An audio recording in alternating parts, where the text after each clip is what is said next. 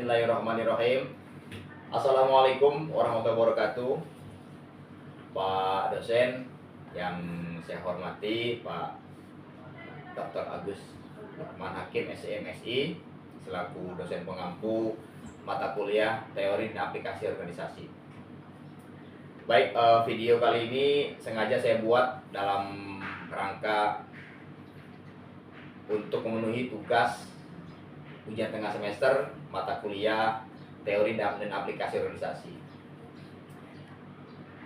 Terkait dengan organisasi melalui pendekatan teori klasik, new klasik dan modern, ini berdasarkan analisis yang saya telaah di organisasi yang terdekat, yaitu di lingkungan tempat saya bekerja, bahwa teori klasik ini memang kalau saya amati ini memfokuskan perhatian pada anatomi organisasi seperti koordinasi, skaler, dan vertikal. Teori ini memandang manusia sebagai makhluk rasional yang tidak memiliki aspek sosial.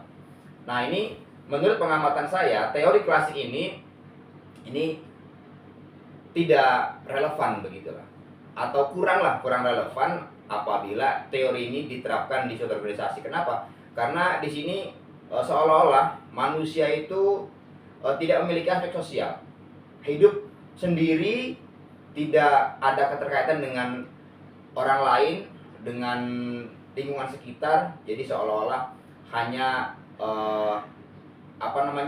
hanya individu, kepentingan individu, tidak mementingkan makhluk sosial. Oleh karena itu, teori yang pertama ini atau teori klasik seperti ini tidak relevan kalau diterapkan di sebuah organisasi, baik di tempat kita kerja ataupun di tempat yang lain. Organisasi digambarkan sebagai lembaga yang sentralisasi, tugas-tugasnya terspesialisasi dan memberikan petunjuk mekanistik struktural yang kaku. Nah, ini lagi-lagi bahwa teori klasik ini kalau diterapkan di organisasi di tempat kita bekerja, ini sekarang sudah tidak relevan lagi begitu. Jadi teori klasik ini ya memang dulu mungkin relevan, tapi sekarang teori klasik ini kalau diterapkan di organisasi tempat kita bekerja, ini sangat tidak relevan.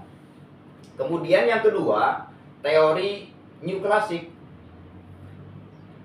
New klasik di sini menggambarkan ataupun memberikan pengertian bahwa teori new klasik ini mementingkan aspek sosial, tetapi kurang memperhatikan anatomi organisasi. Ini sudah mulai ke arah modern, new klasik ini, tetapi memang anatomi organisasinya kurang diperhatikan. Teori ini menyatakan bahwa suatu organisasi merupakan campuran dari aspek informal dan formal organisasi. Teori new klasik juga menekankan pada peningkatan produksi melalui pemahaman terhadap manusia. Nah, ini mungkin teori new klasik ini sedikit demi sedikit sudah mulai ya relevan lah begitu. Sudah mulai, tapi memang lebih kepada pemahaman sudah mulai bahwa manusia itu sebagai makhluk sosial. Kemudian yang ketiga, ini teori modern. Menekankan pada perpaduan dan perancangan sehingga terlihat lebih menyeluruh. Teori ini lebih dinamis, sangat kompleks, multi level, multidimensi, dan banyak variabel yang dipertimbangkan. Nah, inilah teori modern ini memang untuk saat ini relevan kalau diterapkan di organisasi tempat kita bekerja.